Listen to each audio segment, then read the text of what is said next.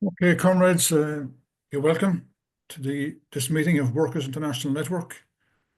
God bless you. The attendance is smaller than usual. Can you move? Oh, can you? आपल्या तर मर्जीचं मालिक आहे. Sorry. Carry on. Okay, the attendance is, as I was saying, smaller than usual, but that won't in any way take from the level of discussion and the depth of analysis that is always brought to bear in meetings of this nature. We're fortunate tonight to have the speaker, Aman Kafa, who's going to speak about the instability in the Middle East, which is a very, very urgent and immediate topic. But just to make a couple of points, it's an indication of the global instability that we're now going through, that a regime that was in power for 53 years, and in the case of Bashar Assad, 24 years, his father 30 before him, that regime collapsed in 11 days of fighting, where the army melted away, abandoning weaponry and their uniforms, just went home. Mass demonstrations of support for the downfall of Assad, posters and paraphernalia torn from the walls. And the regime was a very brutal regime. Of all the Arab Springs that emerged across the Middle East, Tunisia, Egypt, and other places, the most brutal crackdown came in Syria, where hundreds of thousands were killed. There's 130,000 thereabouts in prison. Torture, sexual violence was all used. 6 million Syrians had to leave their country, and a further 6 million were internally displaced as a result of the clampdown by Assad. But yet, that did not create stability and any long-term future for the Assad regime. So as I say, that's an illustration of the period we're living through. The situation in Gaza gets more and more drastic every day. There's no question whatever, irrespective of the UN, irrespective of the South African case before the courts. There's no question whatever, but a genocide is being committed in Gaza. People have been killed, medicines have been withheld, essential supplies of water and electricity are being withheld, and the strategy, which is sometimes clearly expressed by some of the leaders in Netanyahu's cabinet, the idea is sometimes put across that this war is about seizing and annexing. That's what Smotrich said a couple of days ago, annexing Gaza. Others in the cabinet want to annex the West Bank and extend and expand even further into Lebanon and Jordan. So this is the perspective. So genocide has been committed by Israel with that aim in mind. 46,000 people have been killed, is estimated in Gaza. And in addition to that, a further 10,000 are missing, believed to be buried under the rubble. Then there's additional deaths, thousands of deaths in Lebanon, and many hundreds of people killed in the West Bank by settlers and by the IDF. So anyway, these are the kind of issues that immediately come to mind. Aman is going to analyze the situation across the Middle East. When Aman concludes his contribution, there'll be plenty of time for discussion and for analysis. And because our attendance is somewhat smaller than normal, it allows more time for comrades to come back and forth with various issues. So we're very happy to have Aman, an Iranian socialist, who's going to speak to us now about the continuing instability in the Middle East. So how much time do you think you might need, Aman? I think no more than 20-25 minutes. Okay, that's fine. So I'll give you a reminder, say after 20 or something like that. Perfect. Thank you very much. Okay, man, away you go. Thanks very much. Hi, comrades again. The situation in the Middle East seems to be recurring, but each time it recurs, it actually comes to a new perspective. What we're seeing now is, on one hand, we have the issue of Israel. Despite over a year, nearly 16 months of war, and as Finn mentioned, with a number of dead, which according to at least one other report that was published in Lancet, they're saying the numbers of those deaths could be a lot higher. They estimate around 70 to 80,000 at least dead. And this is the number of the people who have been somehow registered, and never mind the number of people who are not registered or have been buried without any form of notification somewhere. And the devastation which is taking place across Gaza, and the expansion policy of Israel on one hand, of not only getting to Gaza, but trying to effectively expand into West Bank, to partially of the side of Lebanon, and as far as Syria, we have that scenario. Despite all of the media and variety of publications that continuously say how Israel has actually improved this position, at the same time, we see that they are claiming, as they have said, that they haven't been able to actually reach their intention. So we have a scenario on one hand of Israel. We have had across Middle East huge amount of protests in different areas and in different countries. And each time there has been a case of suppression, obviously, and media blackout across all of the protests which have been taking place in Middle East. The situation of Palestine obviously stands out more than anything else. But more recently, we have had the situation in Syria. The joy, I think, that everybody in Syria had of getting rid of the whole Assad regime after some 50-odd years is obviously understandable and obviously is welcomed. But at the same time, the situation in Syria is far from over. The grouping, the Islamic grouping that has taken power has come and is now being portrayed as the effective, able people who would be able to run Syria. And they claim that it would be a Syria of one nation and they would be able to run Syria with allowances for everybody. And the question is that if this is the case, then why are still protests taking place across Syria? And also, why are there no aids going to the people in the region? And the situation obviously gets exasperated in Syria with different factions, different groups, role of the US, obviously, Turkey, Israel, Iran, and what happens to the area in terms of what was known as the axis of resistance and the impact that it has across Iran and further afield. And this goes further towards Pakistan and even India. And from the other side, what happens to the regional powers? Recently, Israel had a meeting of its budgetary and military focus. And the idea was that it was termed, and this is only a few days ago, when it was termed that the actual main problem now in the area, so far as Israel is concerned, is not Iran anymore, but is mainly Turkey as the expansionist power in the region. And that was the reason they said that they need to have an increase of several $1 billion of military budget in Israel. So the question is regional as well. And then further afield, obviously, the world is different to what it was during the Cold War and a two-polar world. And that, again, puts an impact. So we're looking at same scenarios in terms of wars and devastation, but in a different situation that we are in 2025 now. What has happened in Syria, let me start with that one. What is happening in Syria is something that is dependent on how you listen to the news of Syria.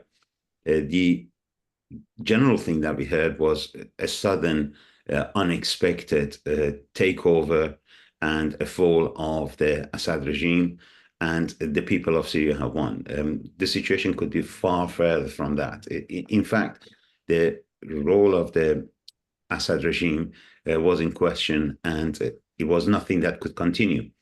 What we had seen in terms of Syria and the end of the Ba'ath regime in Syria and end of Assad has been on the table for the past few months. Over the past few months, there have been a variety of meetings from the point of view of Iran, Turkey, Russia, and also we have had the notion of the new Middle East map, that order of Middle East that Israel had been put forward. The question was not that Assad regime cannot hold into power anymore. The question was, how should the Assad regime go? This has been on the cards. Iran had clearly stated, the Islamic Republic, that they will not be interfering in terms of the saving of Assad regime unless the actual regime itself puts a call for support. And they said they didn't receive this call, so they weren't going to participate militarily like the last time. Russia started in the first couple of days with a few bombardments and drone attacks on some of the opposition forces, and then very quickly that evaporated. The question was that Assad should go, and this is part of the change in the region. The main point was, could they actually repeat it? They could not repeat the same scenario that happened in Libya, the same scenario that happened in Iraq. That could not take place because the outcome was too far unknown. So the change appeared to be very much the case of the transfer of power from one side to the other. Those who have come to Tahrir Sham, who is actually in power, is not just one grouping, but it's a mixture of several groups. Turkey had been for quite some time, over the past sort of 12, 13 years, has been a major player in the area. So has been other countries, including US, Iran, Israel, and everybody else was in the region. The question was, how could Assad go?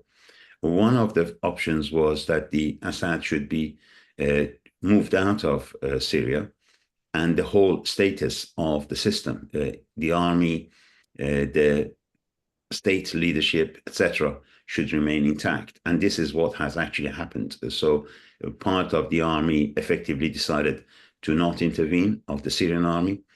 The other opposition groups did not intervene, and Tahrir Sham became the effective able body to take over and reach Damascus. The Syrian people, effectively all of them, I think, and many other people across the world, were happy to see Assad go. Nobody was unhappy that Assad should go. There was joy in the whole place because Assad's regime has ended.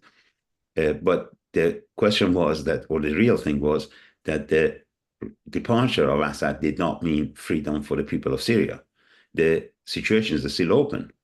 There were, immediately after the fall of Assad and his departure, there were protest actions taking place across Syria. These protest actions included those of the women who actually, and many of the other groupings who actually took part in a big demonstration in Damascus. They had banners of One Syria, and alongside of it, they had the banners of freedom of women, secularism as the alternative. There should be no change in the rights of the people from the point of view of equal rights and ability to have a decent life. There was one major placard which was reported by the German media, Deutsche Welle, that said that the rights of women recognized in Syria would demonstrate the level of freedom of people in Syria. This was a demonstration which showed that at the same time that there is a vacuum of power, the perspectives are different. People in Syria do not feel that they were the winners. Unlike a lot of media reports, it wasn't the people of Syria who actually toppled Assad and made his departure possible. It was an internal and a decision made for him to go and the transfer of power. So the vacuum is still there.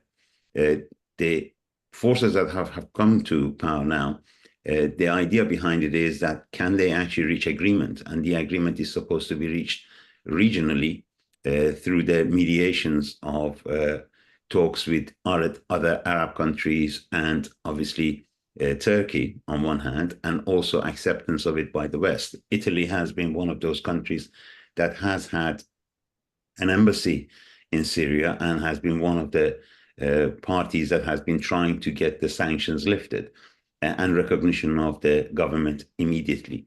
And they're talking about setting up an election some 3 years from now. But there are two possible situations. One possible situation is obviously that of similar to that of Afghanistan, recognition of whoever comes into power so long as there is a power. The Western media, to a large extent, are very happy. US was looking for removing Syria from the what is historically been a Russian sort of alliance. And they are happy with that. They are happy that they can actually keep hold of the oil wells that they have. There is part of some of the Kurdish groupings that have been helping US along the way, and they have actually participated, and they have, at the moment, said they are happy with the situation and allowed not certainty, but some sort of acceptance of those issues there. The US has opened up a new base in Kobani. This is where Kobani was the place where initially, a few years ago, when the Syrian people actually rose up initially, before the massacre that took place, what happened was that was the area where there were certain rights granted, typically to that of the rights of women and recognition that everything should be decided more locally rather than state-owned. And there were some parts where people got together, formed some councils together. US has opened up a new base there, a military base.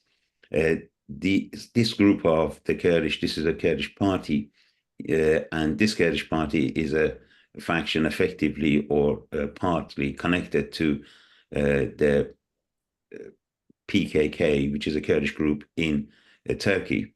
And Turkey wants to actually make use of its power and its role at the moment to clamp them down in Turkey and in Syria. So Turkey has a lot of interest in the area. But what is the case is, unlike scenarios where everything could be planned, this situation of departure of Assad has opened up new questions. Everybody in the region is trying to make best of it. Israel, obviously, by taking over the Golan Heights, is trying to expand its position.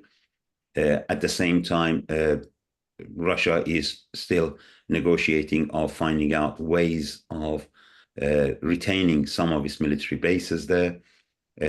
Just as a matter of interest, that the groupings that we are talking that took part in Syria, we have a lot of other groups other than the Islamic faction that is actually one of those factions. There were Ukrainians, soldiers there. There were training camps for them. They were part of the grouping that were actually fighting against the Assad regime as well. And there are other groups which are not part of the axis of resistance, if you like, but those groups were also siding with the Assad army at the time, and they're still there. So Syria is not still, at the moment, a changed place. There are still fighting going on in different locations.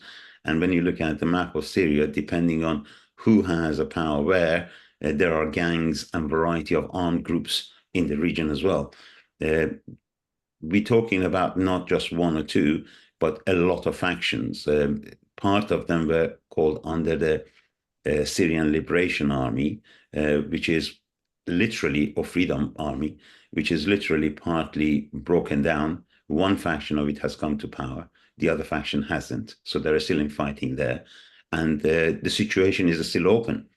It could turn out to be a very, very dark scenario of further, I think, further wars within Syria. But there is also open for a chance that the people are still striving to have a different situation. And literally, the word that the freedom of Syria not taking place by the people has meant that there is still a vacuum there, and there is still struggles taking place there for changes within Syria and what is expected from different groupings that are there. And at the moment, because of the arming that has been done in that area, a lot of these groups do have a range of weapons, modern and otherwise, and they are taking their own sort of territories. And there are people who are actually protesting and asking for a different kind of life in Syria. So there are battles going on in Syria. There is nothing finished. It's still an open place. The main loser, if you like, in one of these situations is regionally. One of them is Iran and its axis of resistance. Losing Assad was not something that the Islamic Republic was hoping for, but at the same time, they were hoping to have a more of a hold in terms of their relation with the groupings inside Syria. That is still going on, and there are talks and negotiations between these groupings and some countries like Iran, and there are still talks with Turkey, and there are still talks with other groupings that are not really connected to any major player, but they act as part of those players. So Syria is still open.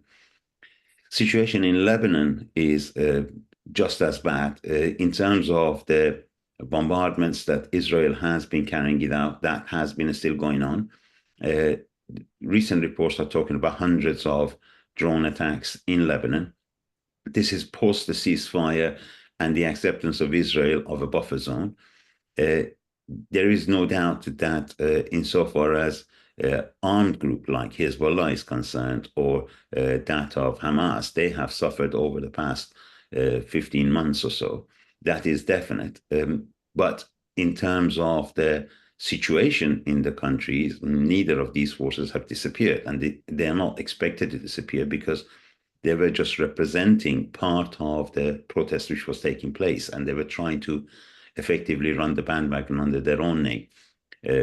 That is still going on. So there is one question, and that was, how should Assad be replaced? Should there be a situation like, for example, what was decided in Lebanon at the time, where it is divided between the different factions that were participating, literally deciding who should have which position?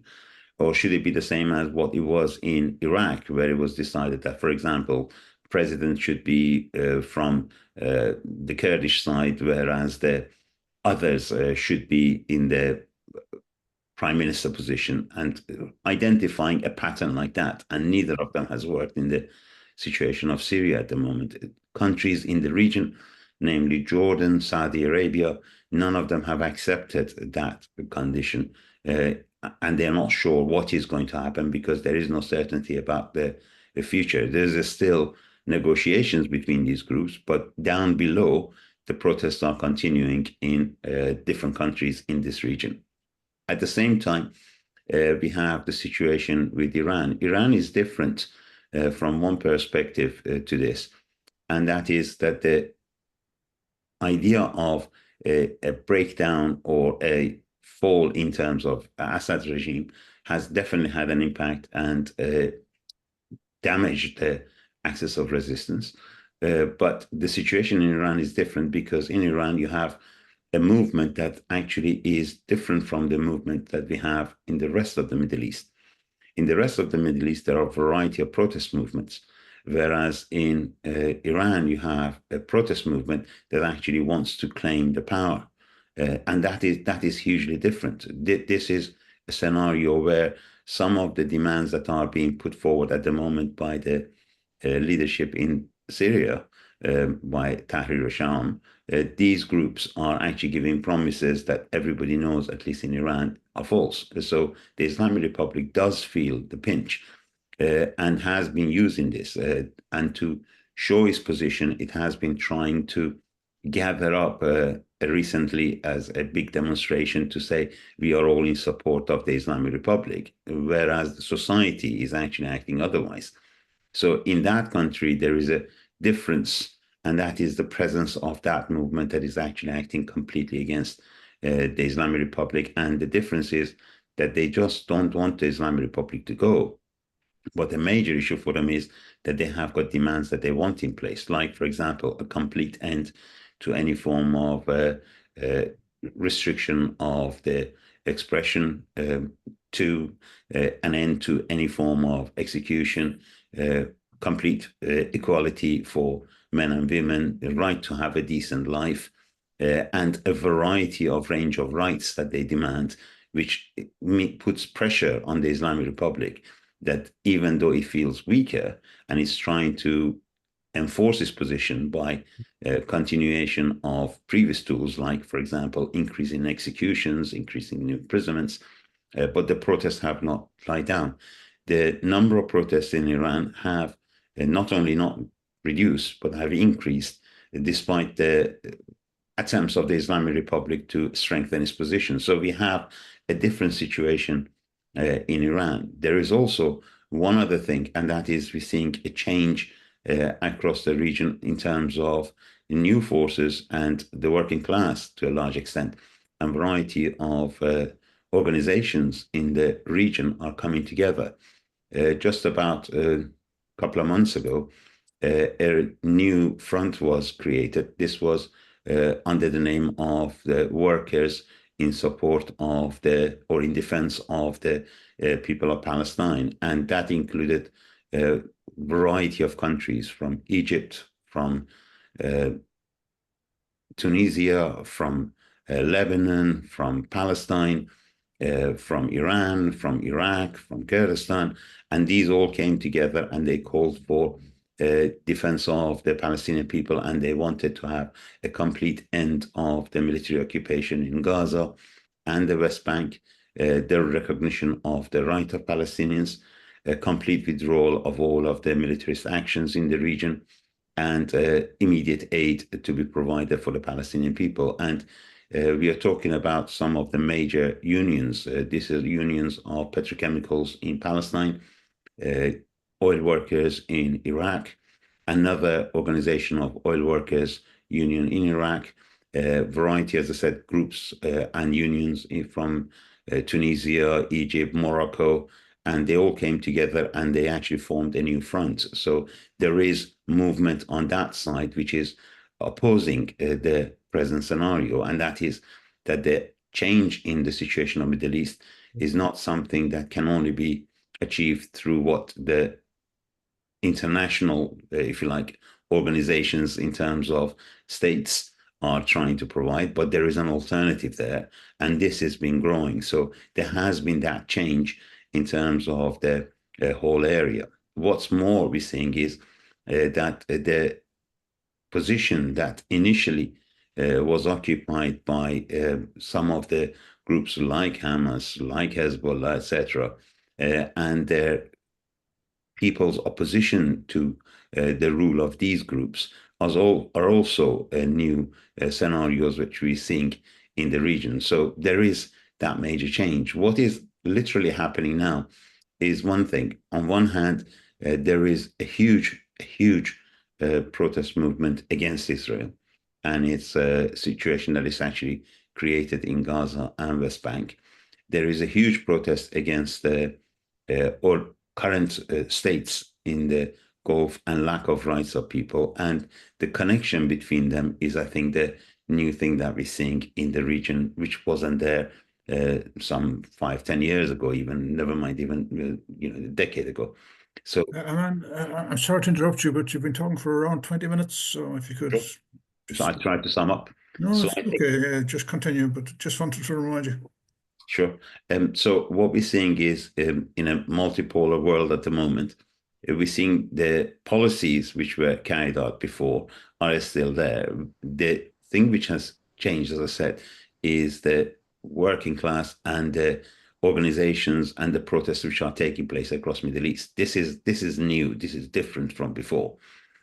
Politically, I think Iran is different from the others. But in terms of the growth and the recognition that it is not something that only the states can have a say, but the actual people there do make a difference themselves. This is the new and the more exciting scenario that we're seeing across Middle East. The other thing which I think is important to notice is that the old possibility of alternatives that are deciding how or who should rule is not acceptable anymore, neither in Lebanon, nor in Iraq, nor in Iran, nor in anywhere else. None of them are accepting the previous scenarios. There is big issues insofar as the big international polls are concerned. The competition and the change of competition between them is still there, but none of them have an alternative to put forward that would be acceptable. It's not the case that one of them has got an idea that they think that they could put forward and people say, yep, that's what we accept. That doesn't exist anymore. So there is no alternative coming, if you like, between the main poles internationally and the room has opened. There has been an opening in terms of possibility that people themselves could make a difference. And I think that is the new thing that we're seeing across Middle East, which we didn't see before. This movement does rely on identifying its rights and the demands that they have. But at the same time, they have been trying to make connections internationally and outside the region.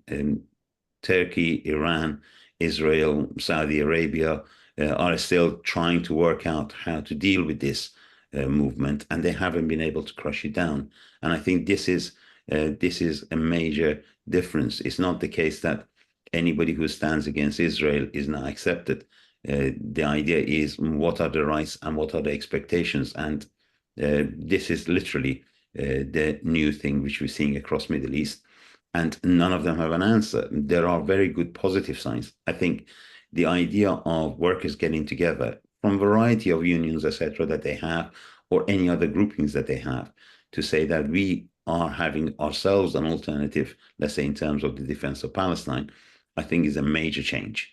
We haven't had that before. We never had a scenario where different variety of such gatherings and such organizations getting together. This has taken place. There is a complete disenchantment with any possibility of any of the major international powers being able to broker or identify any answer, whether it is US, Russia, China. None of them are having any headway in terms of this movement. The idea is what we can do ourselves. And I think the intention here, irrespective of all the shortcomings, is something which is to be treasured, something to be recognized, and something to be welcomed from this point of view, which we didn't have before. I never remember at any time seeing something that overrides the variety of divides. They used to call it divides in terms of religion, divides in terms of nationality, separations of Kurd from the Persian or from the Arab or any of these. Closing of these groups together is a major change of overcoming those barriers, and it's a good indication. What happens in the future really is still open. There are possibilities. It is possible that the Middle East could continue as it is. And I think that is the scenario that everybody knows cannot last. The question is to what extent can the workers in this area really build on the current links and push for a change. The only thing that is also to be noted here is that any expectation of a possible change from above is something that is rejected in a very, very broad way across the whole Middle East. This is definitely the case. We saw, for example, when there was a protest for rights of women against the Islamic Republic in Iran, from Lebanon to Turkey to Iraq, everywhere else, there was a support building hugely across it, and similar patterns were starting. This is, again, another page in this history, and I think this scenario today gives us an option. It tells us there are still an opening, there is still more chance for the growth of this movement, and this is, I think, what is different and what is to be welcomed. Let me stop there, because if I go to every one of these countries, I think I would be taking quite a bit longer than you have, but these are the main points which are taking place across the Middle East now. Thank you, Aman, for a very interesting and very insightful contribution, particularly that final point you were developing there about the emergence of a working class force uniting workers across various countries. And because we ourselves are International Workers Network, we need to spend time looking at that in some detail and trying to establish which areas can we make contact and exchange material and have discussions with people who are taking the initiative, because it's an immense of immense importance, and it is a breakthrough, and it does take the focus away from looking to the United Nations, looking to the US, looking to the goodwill of international leaders or capitalist countries, which is farcical. Nothing is going to change, and that's a very important point we might develop in the course of the discussion. Now, I'm open to discussion to anybody who wants to speak, so you can make whatever point you want to make, ask questions if you wish, and there'll be also opportunities to come back and to further develop points that comrades want to have discussed. So now it's open. So if anybody wants to speak, indicate electronically, with the hand, or if you wish, just wave, because I can see on the screen everybody, so we want to make contact just by waving, that's okay. So already I see two hands, starting with Matthew and then Roger. Matthew. Thanks, comrades. Yeah, thanks, Aman. That was a really, really useful introduction. I think there's just want to say a couple of points. I think the first, obviously, is the impact of the genocide in Gaza, which has walked through all the sort of divisions that people have attempted to paint and use and so on and so forth. You know, the Sunni Shia thing and all the rest of it. You know, and across countries, and we can see obviously the first impulse of all the regimes in the Middle East has been to attempt to repress that movement and that effort, solidarity across all the countries, and obviously with the backing of the imperialist powers, and the fact that obviously that the regimes currently in power in the Middle East line up with the imperialist powers in most cases. I think the other thing really is the effort of the imperialist powers in order to try and control the whole situation, and the fact that, you know, the genocide in Gaza is actually being carried out by the Israelis, as we know, but also that participating in that are a number, the European imperialist powers and the US, and the US in particular. And that genocide is not possible without that support. I mean, people paint, the imperialist powers being complicit. No, actually, they're participants in the genocide in Gaza. I mean, if you look at the US on the 8th of October, the Joe Biden phoned Netanyahu and said, "We'll give you everything you want," and the provision of tens of billions of pounds worth, tens of billions of dollars worth of material, ammunition, etc., through the period has been exceptional. But what we would expect, it also goes down to the point of the US providing personnel. We know, obviously, that US special forces have been participants in Gaza. We know also that a US Marine general was sent to Israel to plan the genocide. It's directly the case. We know also the British are participants, that they've flown surveillance flights and provided data to the genocide. That they provided special forces again in Gaza. And then it's a hands-on position. There's no distance at all between one and the other. But I think the other thing, of course, is that it's also the participation in what else has been going on in terms of if you look at Lebanon, for instance. I mean, the thing at Lebanon, of course, is that when Lebanon was actually invaded by the Israelis, the Lebanese army is exceptional. The army of a country did not move at all, did nothing at all when it was invaded, nothing whatsoever. So I've never seen anything like it, because it's paid by the US. The US has spent $3 billion in order to prop up the armed forces of Lebanon, and therefore, of course, the armed forces of Lebanon have their command. It comes from Washington, not from Beirut. And in fact, of course, the only force defending Lebanon was in fact a militia, Hezbollah. Incredible, absolutely amazing. Obviously, we should be critical of Hezbollah and their politics. We don't agree with them, but I mean, the point is that they were the only force defending the country. This week, General Ayoun, who's the head of the Lebanese armed forces, has been appointed president of Lebanon, which is, again, of course, against the constitution of Lebanon. You can't be both head of the army and head of the state, but that doesn't stop them. There were three key people present in the Parliament of Lebanon when he was when Ayoun was installed. One was the Hochstein, who's the emissary from Washington. The second was the emissary from France, the former colonial power, and the third was an emissary from MBS in Riyadh in Saudi Arabia, and all three to make sure that their man was installed and that they could control the state of Lebanon.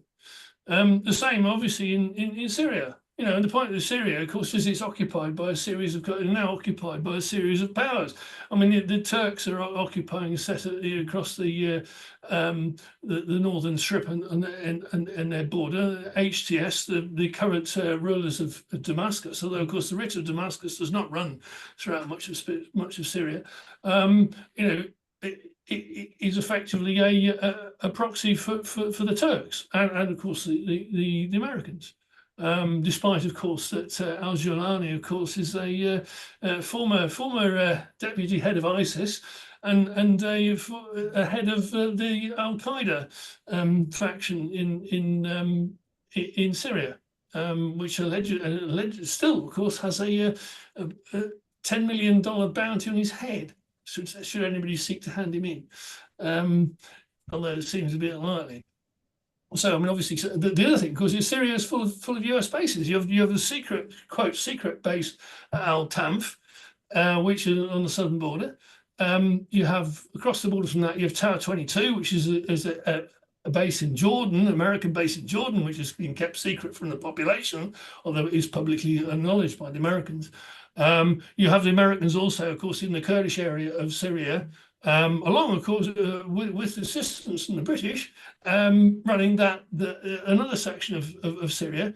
You know, so in those terms, the first question, actually, of course, is the removal of the imperialist powers from the area, because they're seeking obviously to occupy the areas and to force the position in their own direction, and of course to mass slaughter. As we know, they're guilty of it, and they're quite happy to do that. And the point being, the first point we should say is the removal of all imperial powers from the Middle East is the first. It should be our first demand. Thanks. Thank you, Matthew. Roger, and followed by Ian. Okay. Thanks, comrades. I wanted to make a very general point about the background. I think we should remind ourselves about the whole nature of the region. I want to share my screen. I've got a, let's see, sorry, 1 second.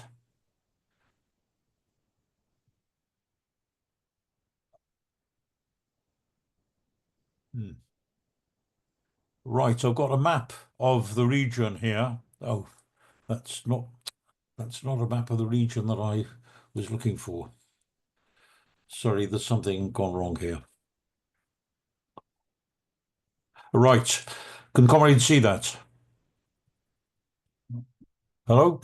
No, I Yes. can't see that. Can comrades see the map of the Middle East that I put up? Not at the moment. Oh, let me try again. Sorry, I don't know why not. Oh God, sorry about that. Maybe you should take somebody else until I've sorted this out. Okay, Roger, going to continue working on it. Ian, are you ready to come in now? Hi, yeah, sorry, got the light on. Yeah, I'd just like to make a point and ask about Syria, which I think Aman was saying could go in a dark way. I think being realistic about it already has. Obviously, we do hope, and it may yet come out of this dark time. The sooner the better. But I think the Jolani takeover was a complete disaster. It's not so much that Assad fell, obviously, but that he was the only one to fall. The only Arab dictator who wasn't entirely complicit with Netanyahu was the only Arab dictator to fall, whereas the likes of Sisi and all the rest of them, after a year of genocide in Gaza, are not so under threat of immediate overthrow, whereas regime that was affiliated to, considered part of the quote-unquote resistance to Netanyahu, was swept away in a matter of days by a blitzkrieg. Nobody put up a fight, whether the Syrian army or its foreign backers. And the nature of the people who've taken over.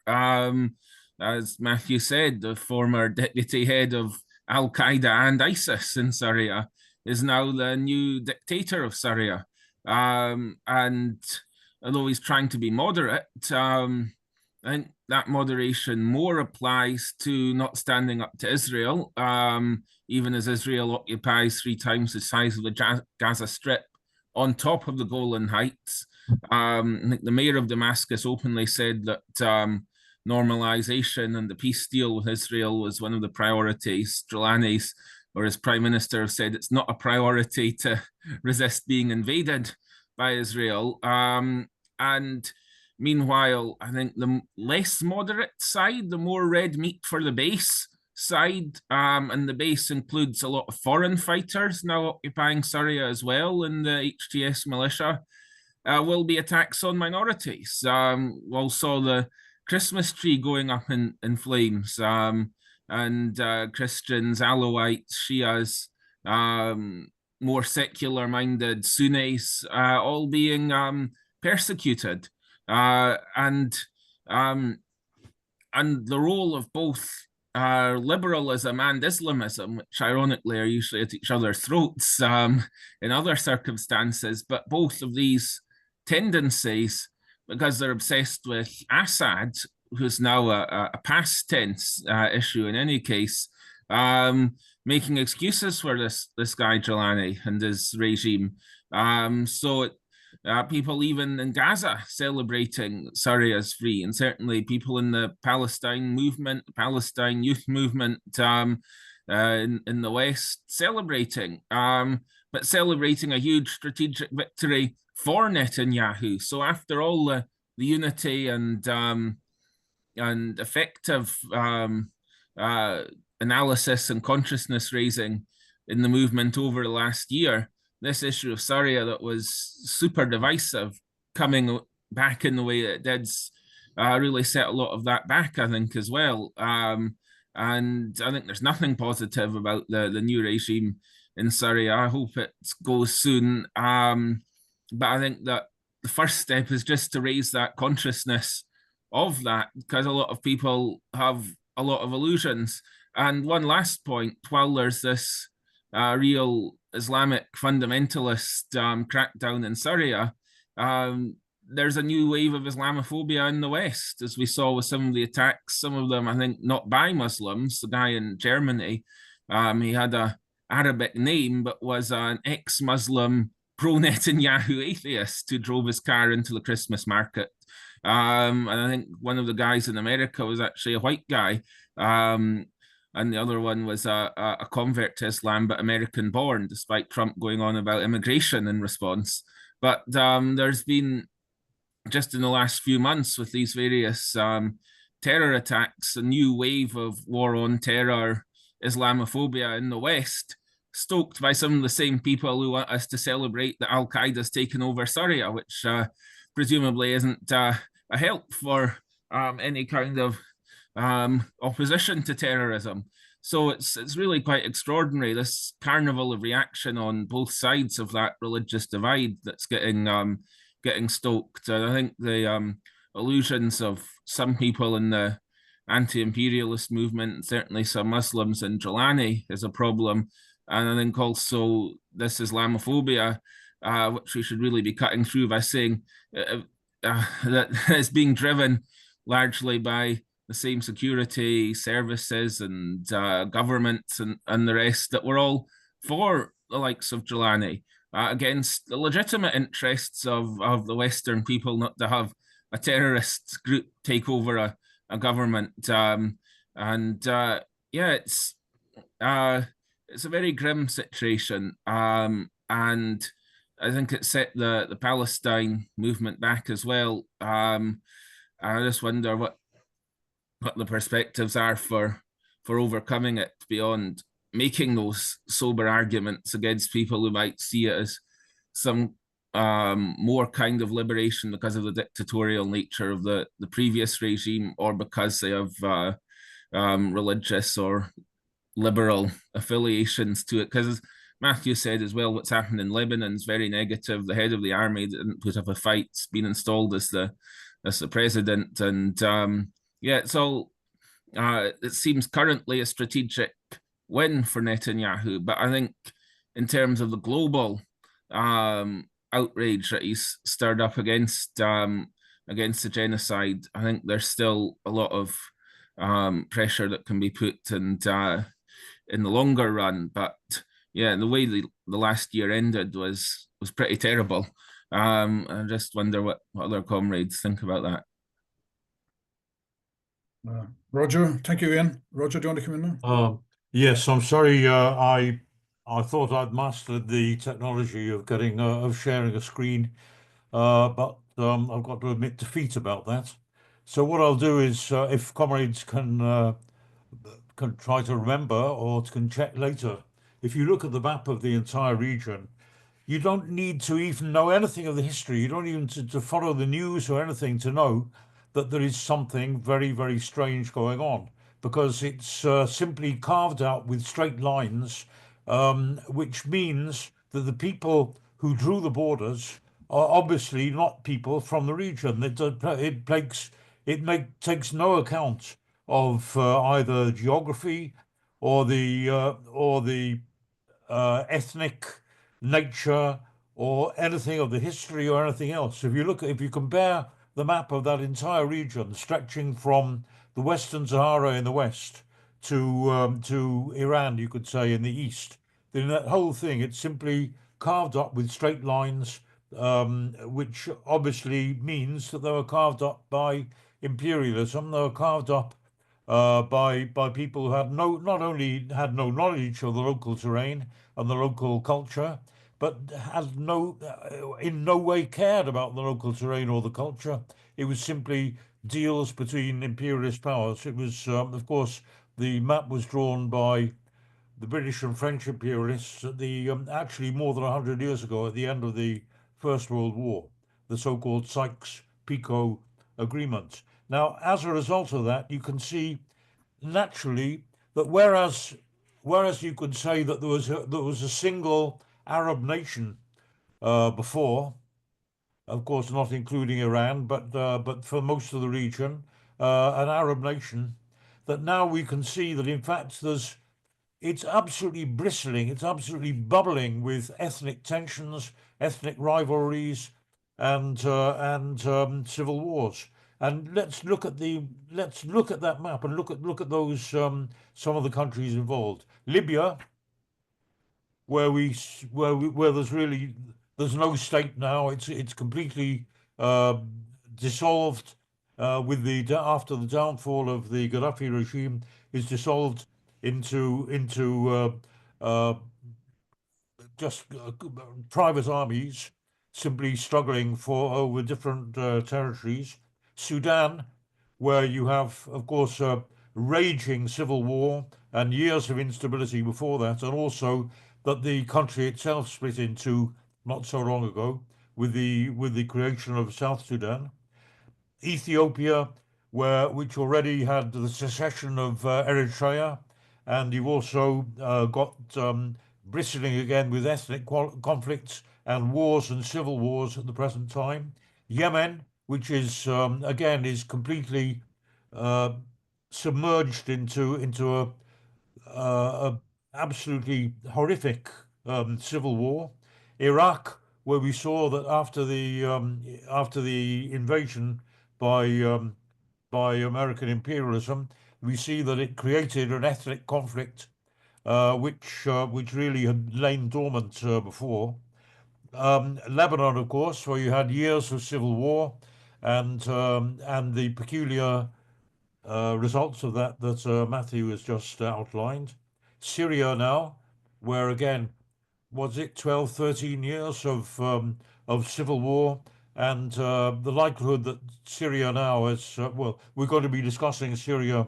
Matthew is going to lead off next week, focusing in closer detail on the situation in Syria, we can see very likely, it seems to me, that it could dissolve once again into just, it could just shatter like Libya did with after the Gaddafi's fall. You've got Iran, where you've got so many different nationalities and ethnic groups, and that's before you get to Israel, Palestine. So we can see, the whole region has been bubbling, and there can be no solution to it unless there's a united movement of the working class of the area, the working class and the masses of the working population that would create a socialist federation of the Middle East. And that's, we have to see even the Israel-Palestine conflict. Conflict is perhaps too mild a word. The genocide now taking place. We have to see that is that can only be resolved too within the context of a complete unification of the peoples of the region in a socialist federation. So I thought, there's a lot more to say, but I thought we need to put that as just to put into context the issues that are being under discussion today. Thank you, Roger. Any other comrades wish to speak at this point? Then I'll make a couple of points myself then, just as a contribution to the discussion. First of all, the downfall of Assad is something we should be celebrating. It arose from a mass movement against the regime, a resistance to the brutality which is imposed, involving hundreds of thousands of deaths, murders, tortures, sexual violence by the Assad regime. And before Bashar Assad took power in 1970, his father, Hafez, similarly conducted an austere regime involving tens of thousands of deaths, principally against protesters and demonstrations against his regime. That's a cause for celebration that dictatorial regime has fallen. Now, Matthew has raised questions about the alternatives. Of course, that needs discussion now. What is the alternative regime that's going to emerge? And he's right to point out that Jolani does come from the Al-Qaeda Islamic State origins. So that means that we have to be aware of the dangers and the ethnic makeup of the country. The Alawite minority, about 10 to 15% minority of Syria, to which Assad belonged, was resented by the majority, maybe 80% Sunni population of Syria. There's also Christian membership, but principally a Sunni insurgency, and that needs to be borne in mind, that the opposition to Assad, because of Assad's own denominational and sectarian position, provoked this resentment amongst the Sunni majority. But Assad, Hafiz Assad, invaded Lebanon during the early civil war in the early 70s. He himself came to power in a coup. So there's a terrible record of the Assads. And when Assad fled with his family and the wealth which he has stolen from Syria, brought that with him to Russia, that's an immense relief to the people of Syria. Now we have to look at as issues that have been raised there by Matthew and Ian. We have to look at the alternative. But when we're looking at the alternative, we have to bear in mind that the achievement of overthrowing that regime needs to be recognized for what it is. And it didn't come about from a conspiracy. It came about from mass resistance to the regime. And the Arab Spring, as was evidenced in Egypt and Tunisia and other places, inspired similar mass peaceful movements originally in Syria against Assad, and the clampdown was vicious. So if something has to be celebrated, that has to be celebrated. But then there also needs to be a discussion about the alternative. Aman has raised some very interesting points. I'd like to get further discussions about that. But the coming together of the working class movements in a number of countries, And that's important because the attempt to create a pan-Arabism under the Ba'ath Party, which was principally involving Syria and Iraq, but it had a pan-Arabist perspective. It didn't last very long. They split into various national parties, and Saddam Hussein in Iraq represented a Ba'ath influence in the same way that Assad was a leading figure in the Ba'ath Party, and the military in Syria focused on and encouraged and developed the Alawite people as army officers within Syria. So the only solution is not pan-Arabism as was presented by Ba'ath originally, a group founded by Aflaq in 1947, but also instead to focus on working class movements.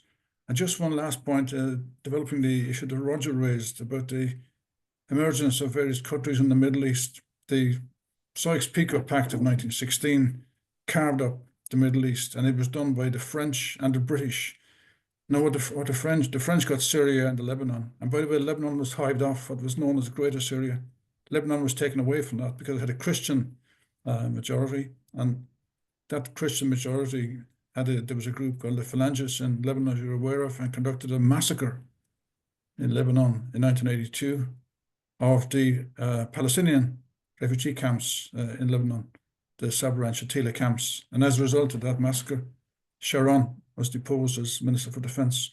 It's interesting to note also in 1982, following that massacre by the Phalangists, and the Israeli army had surrounded the camps and then allowed the Phalangists to go in and massacre, and they were aware that a massacre was happening. But there were mass demonstrations across many cities of Israel, in Tel Aviv and Jerusalem, against the actions of their own IDF at the time. That needs to be borne in mind as well. Now, that's not going to happen today because the population and perspectives have changed. But the Lebanese constitution had to have a Christian president and a Sunni Muslim prime minister. So it was sectarian from the outset. And the Lebanon, because it was a Christian majority, was then given their own country from what was known originally as Greater Syria. Libya was formed by Italy from 3 traditional Arab regions, and they created a new country called Libya, which then they gave it a dual capitals. There were 2 separate capitals in Libya from the outset. So division, both sectarian, national, and ethnic, was part and parcel of the way in which the Middle East emerged, and each group then used their own particular influence to enhance their regime and to enhance their own privileges. I just wanted to add these points to help the discussion along. But anyway, as Aman has pointed out, I'd like him to develop these points a bit more, not just in one meeting, but over time, about the emergence of the united working class movement as it is happening. And you mentioned the countries of Lebanon, Egypt, and others. We need to know more about that, because that's the only way this issue is going to be resolved. There is no solution whatsoever on the basis of national separateness, separate nations, or pan-Arabism. For that matter, the solution lies in socialism and the emergence of working class. And just one last reference in Israel, it's a scandal that in Israel, the trade union movement, the history does, is part and parcel of the regime, of the right-wing regime. And from the outset, they prohibited the Palestinians from becoming full members of the history. They played a terrible role in the development and emergence of the Israeli state. But the history is still the official trade union movement in Israel. So we need to have a look at alternative trade union structures within Israel, because the solution to the Middle East is a federation, as Roger alluded to there, of states in the Middle East, which includes Israel. So the unity of the working class isn't unity excluding Israeli workers. That unity has to include the workers of Israel along with the workers in the Arab countries. Now, this is a long-term perspective, but you have to spell out the only alternative perspective, and that's what it is. So, Dominic, you'd indicated, and then Matthew wants to come in again. Does anybody else want to? Anyway, you can use the electronic signaling if you want to speak. So, our next speaker is John. Next speaker is John. John. Byrne. Sorry, John. Go ahead, John Byrne. I must say that I have a slightly different view of the Middle East to Matthew. As far as I see it, we're in the very early stages of the collapse of the Assad regime and the development of the situation in Syria.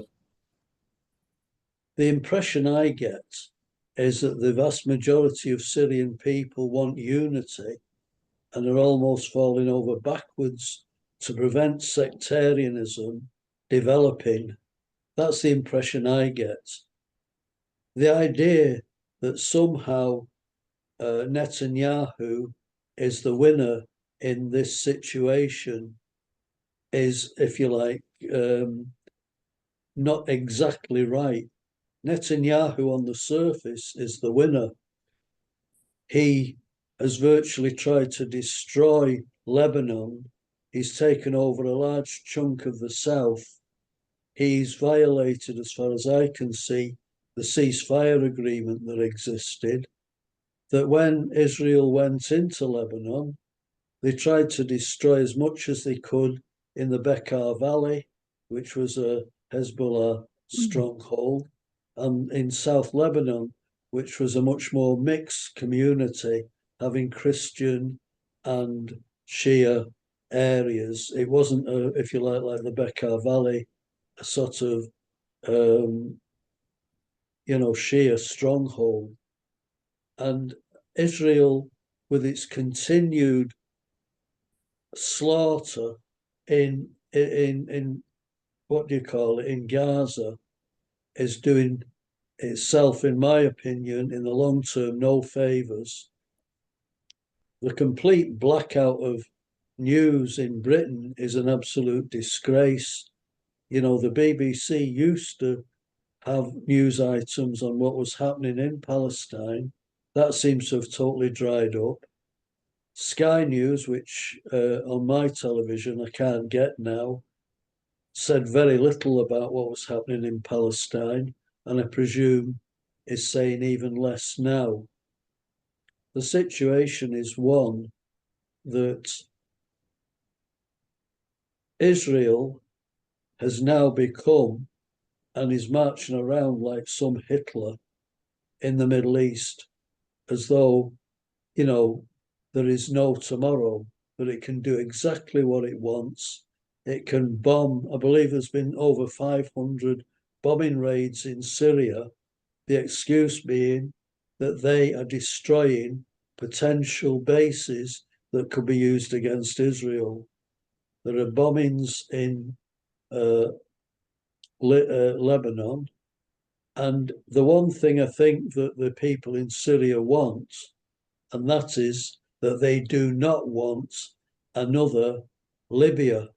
They do not want the country divided up between warlords like they have in Libya between Benghazi and Tripoli, and smaller warlords in other cities. So from that point of view, I think it's a bit like the Russian Revolution, that it is to a degree a blank canvas.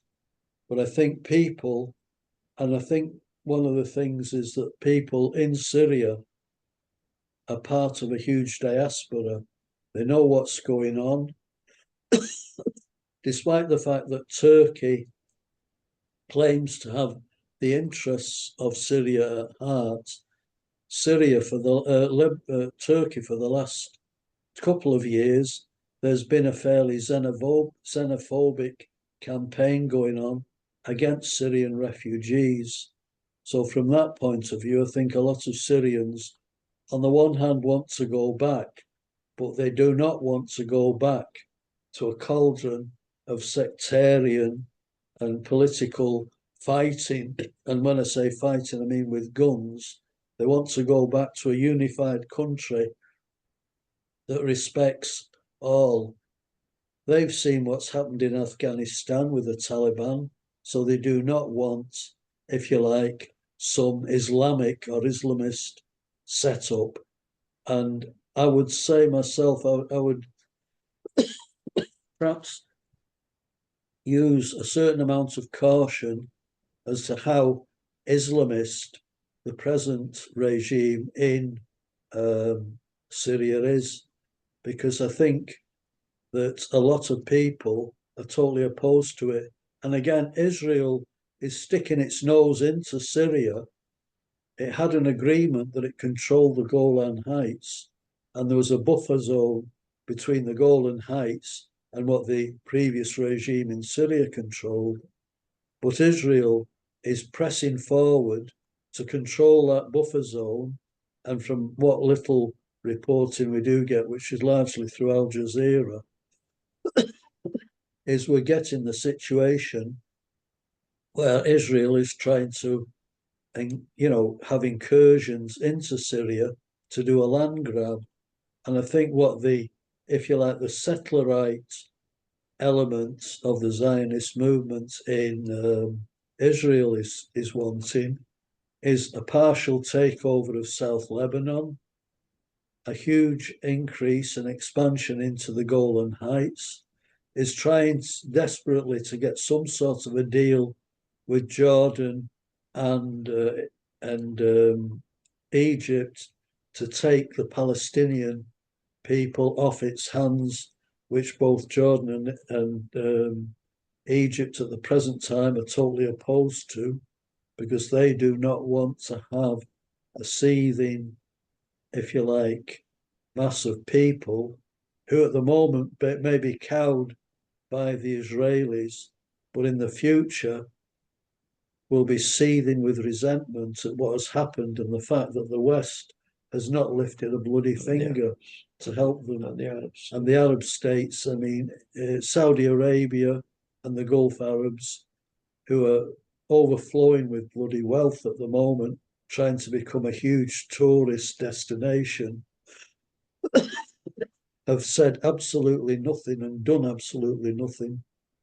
So from that point of view, I see Syria as a beacon of hope with huge, if you like, question marks around it as to, where it will go. But at the present time, I would think the majority of Syrian people want unity.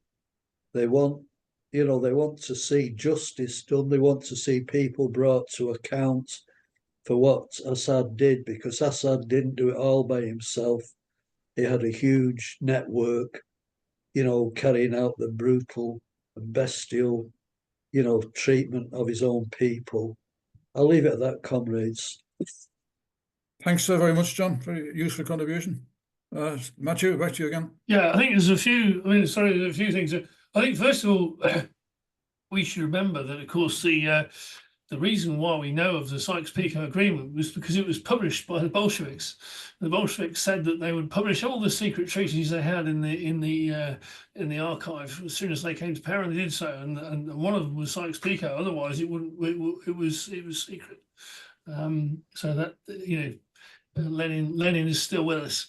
I think the second thing is that, of course, what this actually underlines, of course, is that none of these regimes, all of these regimes, of course, these Arab regimes have got, deals with imperialism in one form or another. None of them are friends of the Palestinians at all. Assad, the original Hafiz Assad, of course, hated the Palestinians. He was part of Black September in 1970, the suppression of the Palestinian resistance. Obviously, he was smart enough not to say so publicly, but that's what he did. He obviously supported the Hashemite Kingdom of Jordan in suppressing the Palestinians, Black September. And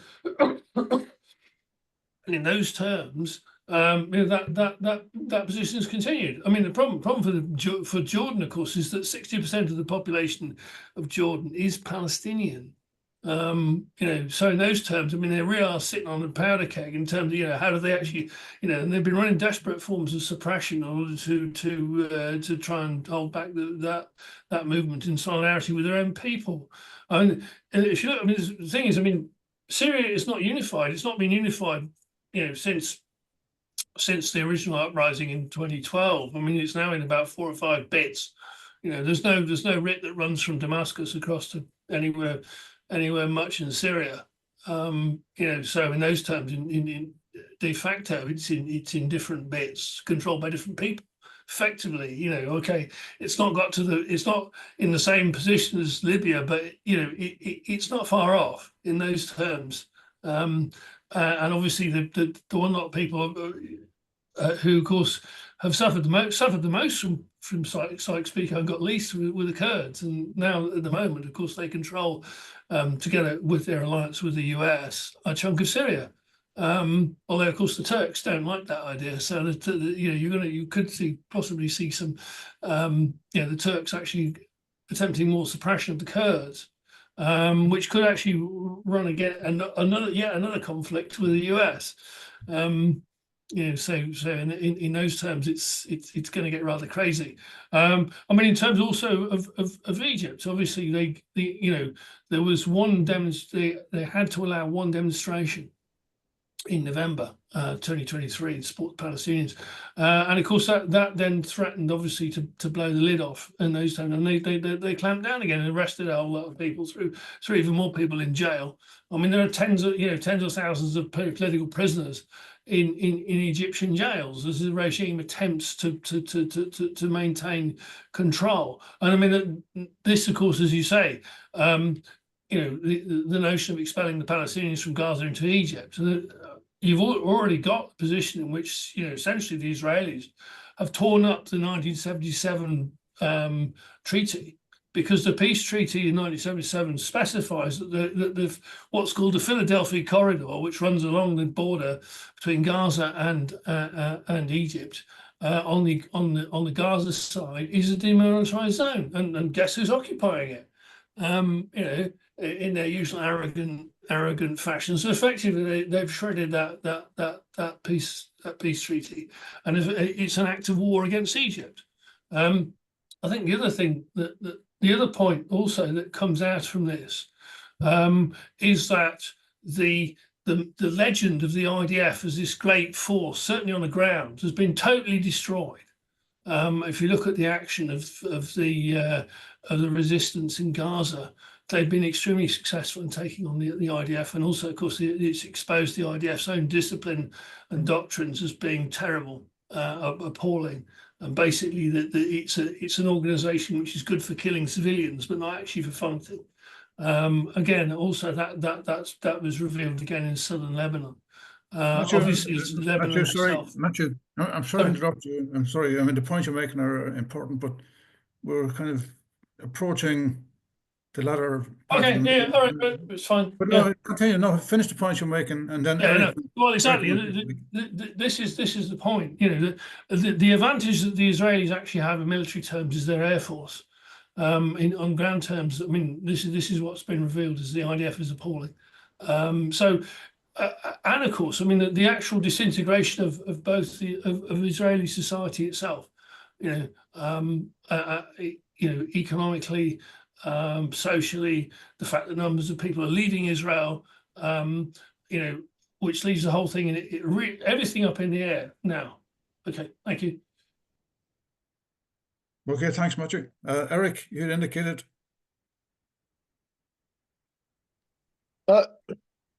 Yeah, hi, good morning. Thank you so much for the talk, Aman.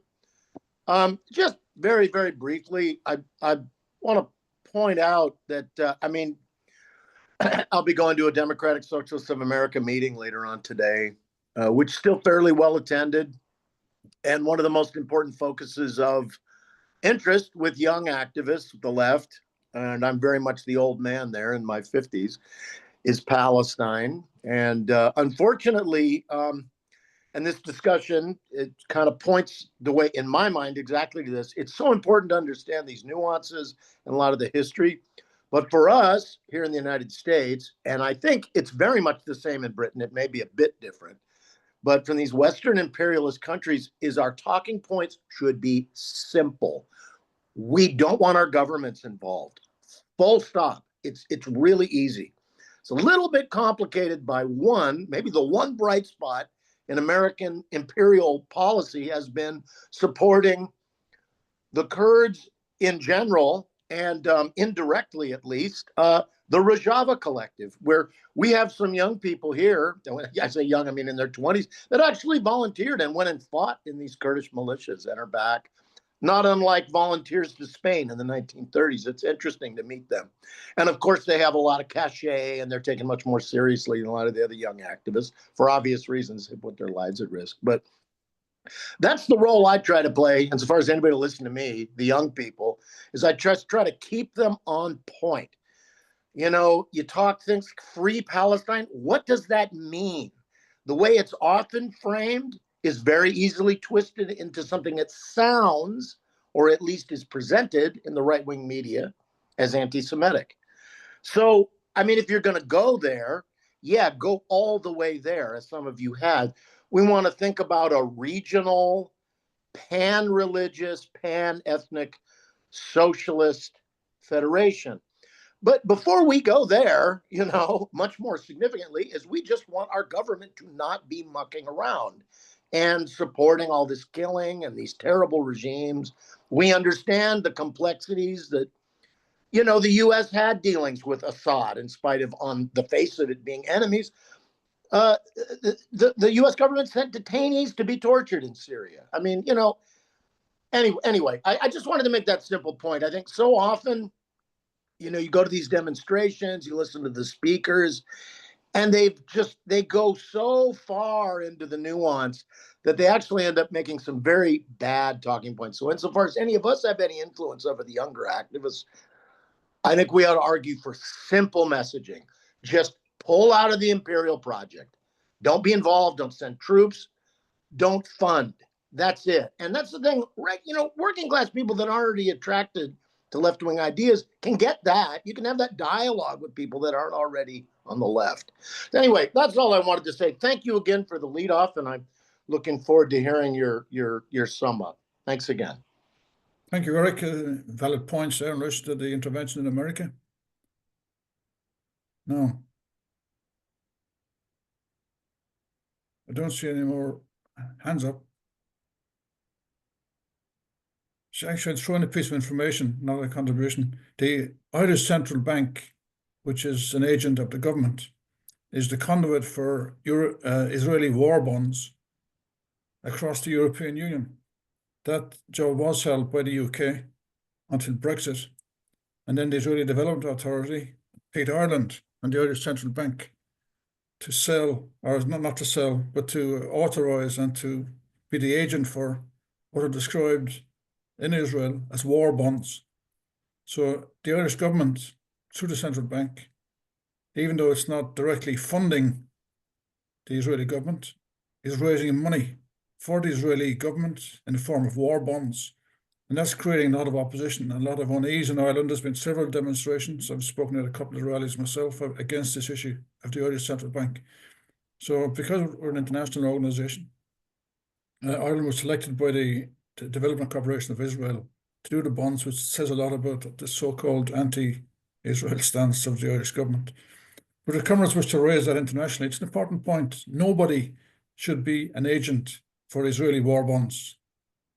That's just not to be done by any Democrat or anybody who's opposed to genocide. So it's one thing to say America is supplying the weapons, but like the Irish government is facilitating the sale of war bonds, which in turn then goes to buy the arms for Israel on behalf of the government from the likes of America. So I just wanted to throw that in, that America isn't the only problem in relation to maintaining the Israeli genocidal actions in Gaza.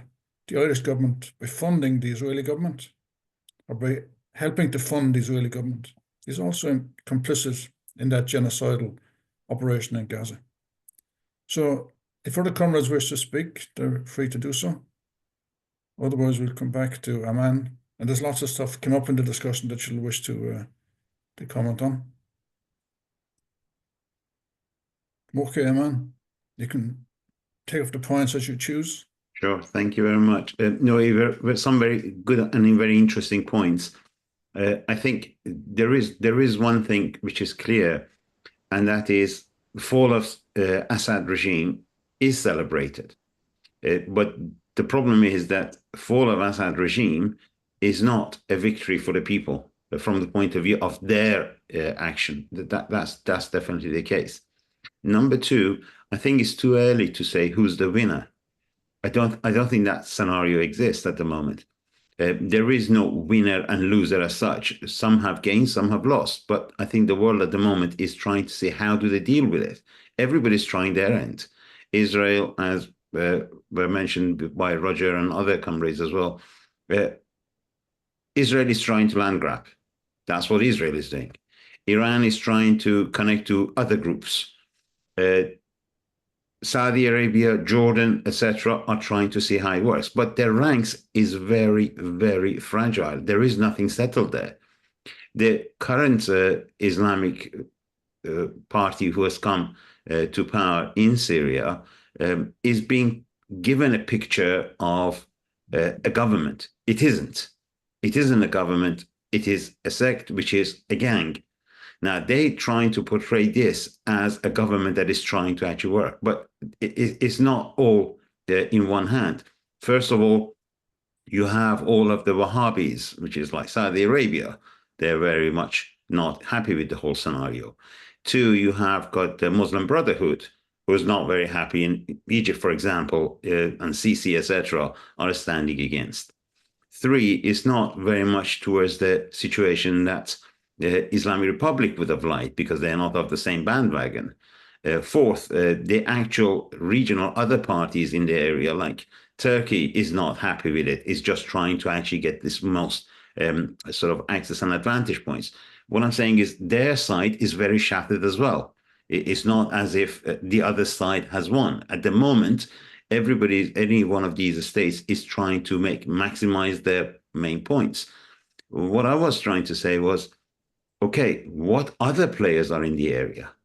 If you start looking at these states and all of their hypocrisy in terms of Palestine and all the rest, including Mahmoud Abbas in Palestine, all of these, or Hamas or Hezbollah, all of these are the players, but there are other players in the scene as well. These other players are important. How much are they strong or not as strong is a different story, but there are other players. For example, the mention of the protest that the women had in Syria, well, likelihood would they have a lot of power? No, but that means there is another force who's actually against it. And there's another force which is calling for the rights of women, secularism, an end to any form of hypocrisy from the state and its links, standing against the breakup of the country. And I think the word civil war maybe is slightly sort of chic word for it, but the fighting between these warlords, etc., they're standing against it. That's another player in the place. In Lebanon, there is another player. There are a variety of groups that are taking part, and some formations have been formed. In Iraq is similar. In Iran is similar. There are other players in the scene as well.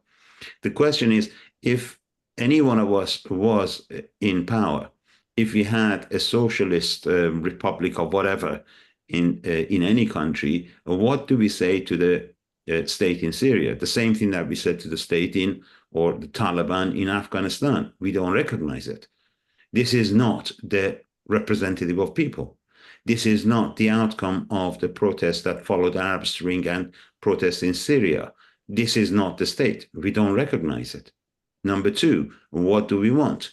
Recognition of the rights of the people in terms of all of their rights against persecution, for freedom of expression, for the ability to be able to have a decent life, for an end to militarism in the region, for recognition of people for what they are, irrespective of all of the religious or ethnic sort of clothing that is put on them. This is the thing that we will say, standing against them. Insofar as the Kurds are concerned, again, fighting against this idea that it's as if the Kurdish groups like YGP, who's in Syria, is representative of the Kurdish people in Syria. That's not true. They're not. They're just another party. They are just another nationalist party that actually are trying to get some better position for themselves. Israel has clearly stated that we are trying to look for Kurds as our friends, not just in Syria, but they're going across Turkey, they're going across Iraq, and they're looking at it in Iran as well. And the nationalist parties of these sections of the geographical region have all expressed very much delight of having to work with Israel, to the dislike of the large population in the area. So the picture that is being portrayed in terms of recognition of these, that tomorrow we will have like the foreign minister of Taliban having a foreign minister of the Tahrir al-Sham in Syria, is not recognized. And there are people in the area who are fighting against this. I think that recognition obviously is important. A, we don't recognize it. B, we don't think that is the will of the people. 3 years for people deciding their own fate is far too long, not acceptable. 4th, immediate demilitarization in the region and recognition of the right of all of the civilians and obviously the rights of the workers to have freedom and equality. These are the demands that we have. And I think these are the issues that a lot of people actually can actually feel sympathetic to, if not in support of. The other point was I was trying to mention was a deliberate attempt to make a change. The idea of a socialist alternative in the whole of the Middle East is obviously not to be denied. But the question is, how do we achieve it? In a region like Middle East, it's not going to take place as one revolution across all. It would take place in different places and in different ways. So the immediate task of the working class in any one of these locations, whether geographically, and Roger is absolutely correct, a lot of these maps are pre-drawn, but in many of these regions, the question is, the workers in that region need to actually overthrow their own bourgeoisie. It's the first stop. So obviously organization and forming their own alternative. What was deliberately done in here, it was an act of bringing some 14, 15 unions, etc., across the whole region together. One of the issues which was important in here, for example, was to have a scenario where you would have these unions from Jordan, from Palestine, from Egypt, from Tunisia, from Morocco, was one thing, for example, and from Iraq and Iran, was to break this barrier. The idea that there are Shia and Sunni. Overcoming that was bringing these together. The idea of the groups are against one another, which is not true insofar as workers are concerned. They don't have any opposing interest. So this deliberate attempt, as I said, it was formed in September, just gone, about 4 months ago, is a deliberate attempt to say there is another alternative, there is another player. And recognition that there is another player, I think, is part and parcel of understanding the whole scenario in terms of the world we are today. The issue of Palestine is not going to go away. It's impossible. It won't go away. It has to be sorted out. The issue of the rights of the people in the region is something which is there. It's not with Hamas, it's not with Hezbollah, it's not going to go away. So there has to be an answer at some stage of what is to be done about the issue of Palestine. It doesn't matter if Israel tries to take over the land or doesn't, militarily wins or not. The issue needs to be resolved. And that is a point that is facing that of the region. Netanyahu can completely, even if he completely takes over Gaza, even if he kills everyone in Gaza, still the issue of Palestine would not go away. The issue of Palestine needs to be resolved. And that is what is, I think, is the issue. And to that, what is the alternative that socialists offer? So the society is looking for an answer. So the idea is, what is the first thing? Recognition of the Palestine. Recognition of Palestine is not anti-Semitic. There is no such thing as anti-Semitic. The idea of anti-Semitism is just I think, a facade that is being put on the whole thing. Zionism is not Judaism, and similarly, the idea of a religious state is not acceptable. Nowhere in the region is acceptable. So the question is not whether it is anti-Semitic or not. The question which is definitely there is, what is the socialist answer to the issue of Palestine? Because it is on the table. It is on the table, irrespective of what Netanyahu does or doesn't do. Netanyahu is not in a good position. He's actually in a very weak position at the moment, I think, internationally and otherwise. The new order of Middle East, which is what Netanyahu put forward, has not actually shown any benefit. It's not going to work. Trump, I think, even to some extent, the idea that he's going to break hell when he comes to power is another one of those. To what extent is that addressed towards Netanyahu or not is a different story. What is the question is that they cannot have this situation continuous. There has to be an answer for Palestine. And the answer, to a large extent, is the right of Palestinian people to have their own state. That is something which is there. Insofar as we as socialists are concerned, proactively working towards overcoming the barriers, proactively overcoming the issues of divisions that are put forward, and proactively working for that. And I think the idea of bringing these organizations together was to really put forward this notion that workers in the area have got no benefit in this division, and they want an answer to the issue of Palestine from that point of view. And that support and that alternative can only be pushed. The general UN, etc., are not going to provide an answer, the same as they would not have even done anything if there was not a mass protest against the genocide in Palestine in the past 14, 15 months. And that is the real thing which is on the table. Saudi Arabia, irrespective of what it reaches in terms of its negotiations with Israel or in the region, Turkey similarly, there is a lot of new centers of focus of breakup of the region. The idea that at the moment, for example, Israel is pushing and calling Turkey as the next or as the most important factor that they have to overcome, and therefore they need more military, points out to new areas of further division and further wars in the region, use of different parties in the area. And this is a spreading. This is not only as far as the Middle East, it's a spreading further east.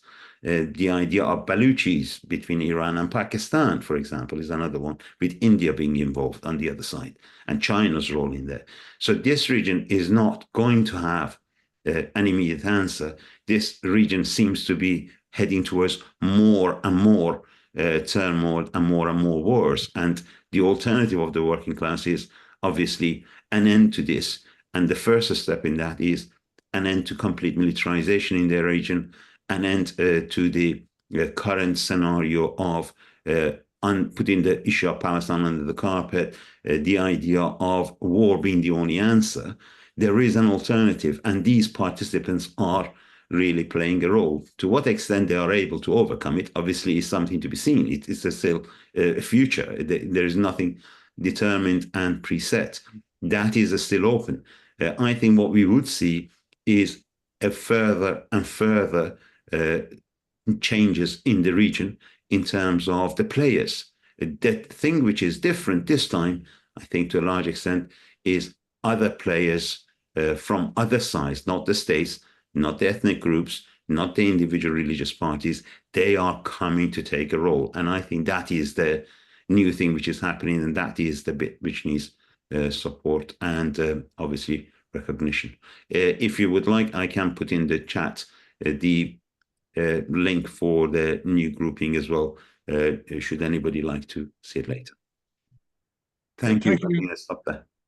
Thank you, Aman, for two excellent contributions and very important, significant contributions to our understanding of what's happening in the area, both your opening contribution and your summing up. Also, I want to thank the comrades who came into the discussion in expanding and developing the points. The issues haven't been resolved. We're only having a discussion. There's lots more to be discussed. As Aman has said, we have to see how things unfold as well. So we have a general position and a general approach. And it will depend on the ground as what actually the forces are that are coming to the fore at the present time. So there'll be more discussions of this. Next week's discussion, Roger's going to say a few words about it.